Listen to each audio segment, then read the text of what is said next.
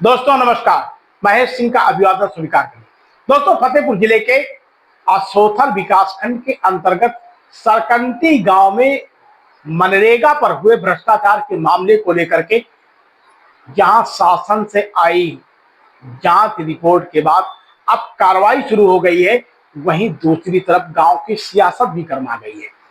आपको बता दें कि इस पूरे मामले में असोथर विकासखंड के बीडीओ की तरफ से 10 कर्मचारियों एवं अधिकारियों के खिलाफ मुकदमा पंजीकृत कराया गया है। इस पूरे मामले में अब जांच पड़ताल होगी। जांच पड़ताल के बाद दोषियों के खिलाफ कार्रवाई होगी और इसमें रिकवरी भी हो सकती है। इस पूरे मामले को लेकर के पिछले कई दिनों से जिले की सियासत गरमाई हुई है। असोथर विकासखंड के अंतर्गत सरकंडी गांव एक ऐसा गांव है जो विकास खंड के क्षेत्र में सबसे बड़ी आबादी वाला गांव माना जाता है। बताया जाता है कि लगभग 40,000 से अधिक की आबादी वाले गांव में मोरंग खनन कारोबारी संतोष द्विवेदी की प्रधानी चल रही है। 10 वर्षों तक यहां पर संतोष द्विवेदी स्वयं प्रधान रहे और मौजूदा समय में उनकी पत्नी पुष्पा द्विवेदी गांव की प्रधान है। गांव की सियासत गरमाई हुई है।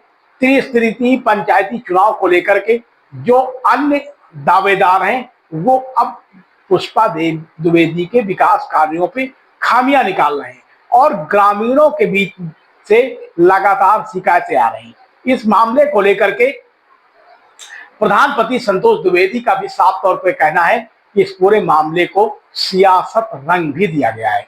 इस मामले पर उनका साफ तौर पर यह भी कहना है कि कहीं ना कहीं इसमें जिले के धुरंधर राजनीतिक लोगों का बड़ा हाथ है और वही लोग गांव की सियासत करवा रहे हैं। सूत्रों का तो यहां तक दावा है कि एक पूर्व ब्लॉक प्रमुख एवं मौजूदा समय में सरकार के एक विधायक ने इस पूरे मामले में संतोष द्विवेदी एवं उनके परिजनों के खिलाफ एक बड़ा षड्यंत्र रचा और उसी के इशारे पर ये पूरी जांच पड़ताल करवाने के लिए ग्रामीणों का हुजूम कलेक्ट्रेट तक पहुंचा। इसके बाद ये पूरी जांच पड़ताल शुरू हुई। अब इस मामले को लेकर के बचाव एवं आरोपों का दौर जारी है। पूरे प्रकरण में गांव में मनरेगा के कार्यों समेत कॉलोनियों के आवंटन सहित तमाम तरीके के आरोप लगे हैं।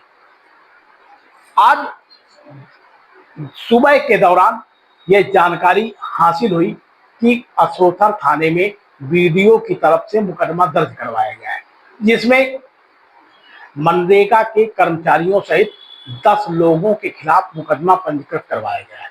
अब इसकी जांच पड़ताल में क्या तथ्य सामने आते हैं या किस तरीके से जांच पड़ताल होती है, यह तो वक्त की बात है। लेकिन फिलहाल त्रिस्तरीय पंचायती चुनाव की अभी आहट भरपूर तरीके से नहीं शुरू हुई कि उसके पहले ही जिले में सियासत एकदम तेजी के साथ शुरू हो गई है। इस सियासत का केंद्र बिंदु असोथर विकासखंड का सरकंडी गांव बन गया है। सरकंडी गांव में इस परिवार में प्रधानी काफी समय से चली आ रही है। स्वाभाविक है कि जब कहीं पर किसी की सत्ता होती है तो उसका विरोध होता है। शायद यही खामियां मौजूदा समय में पुष्पा देवी पर भी लागू होती हैं।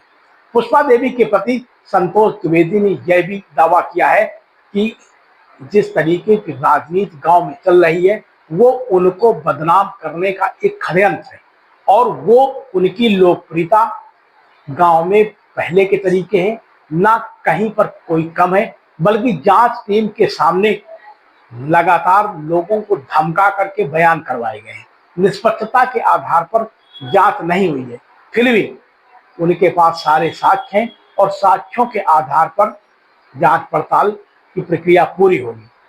अगर मुकदमा भी पंजीकृत किया गया है तो उसमें भी जो साक्ष्य हैं वो शासन प्रशासन को उपलब्ध कराए जाएंगे।